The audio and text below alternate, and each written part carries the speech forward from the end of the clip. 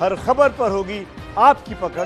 Download कीजिए ABP live app. इंतजार है इस बीमारी से निजात पाने का और जो वैक्सीन तैयार हो रही है उस पर लोगों की नजरें टिकी हुई है। इस पर बात करने के लिए मेरे साथ मौजूद है केंद्रीय स्वास्थ्य मंत्री डॉक्टर हर्षवर्धन।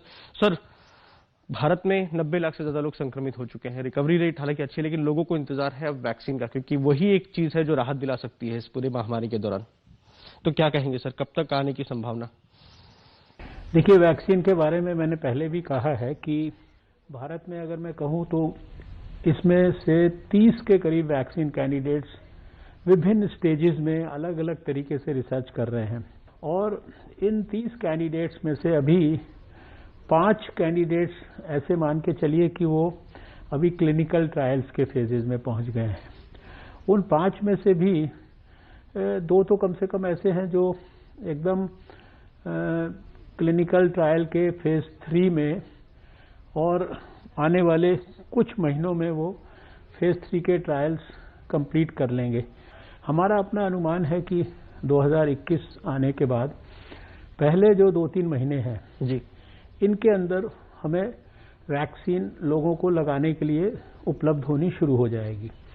और एक बड़ा अनुमान ये है मोटा मोटा कि जुलाई अगस्त के महीने तक हम 20 से 25 करोड़ तक, या और एक आध महीना आगे ऐड करें तो 30 करोड़ तक देश के लोगों को वैक्सीन लगाने में सफल होंगे। तो मैं इसी में पूछना चाहता हूं कि कौन सी वैक्सीन आपको लग रहा है कि आने वाली है और किस तरह से इसको दिया जाएगा? पहले किसको दिया जाएगा, कौन सा एज ग्रुप होगा, किस तरह से प्लान करें? देखिए, किसी पर्टिकुलर वैक्सीन का नाम लेना ठीक नहीं है, लेकिन मैंने जैसे कहा कि 2 वैक्सीन तो हमको अगले कुछ महीनों में उपलब्ध होने की पूरी उम्मीद है।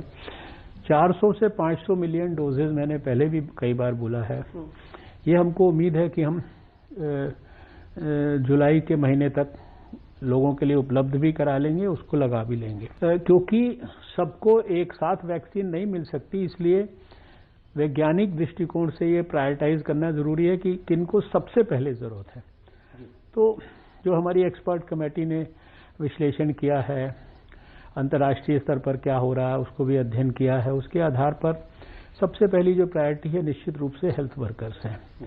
और हेल्थ वर्कर्स जो हैं वो यानी जो सरकारी अस्पतालों में काम करते हैं, सरकारी हेल्थ सिस्टम में हैं और जो प्राइवेट में भी हैं। और फिर उसके बाद दूसरी प्रायोरिटी फ्रंट लाइन वर्कर्स हैं, जो फील्ड में, जिनको हम फ्रंट लाइन वर्कर्स बोलते थे, उन्होंने भी बहुत योगदान किया है। वो भी फील्ड में, चाहे वो मान लीजिए पुलिस कर्मी है, पैरा मिलिट्री फोर्सेस हैं, या जो म्यूनिसिपल कॉरपोरेशंस हैं उनके वर्कर्स जो फील्ड में काम करते हैं, सैनिटाइजेशन सैनिटरी वर्कर्स कह सकते हैं। तो ये कैटेगरीज हैं। उसके बाद फिर बुजुर्ग लोग हैं। बुजुर्ग लोगों में भी एक कैटेगरी है जो 65 साल से बड़ी है।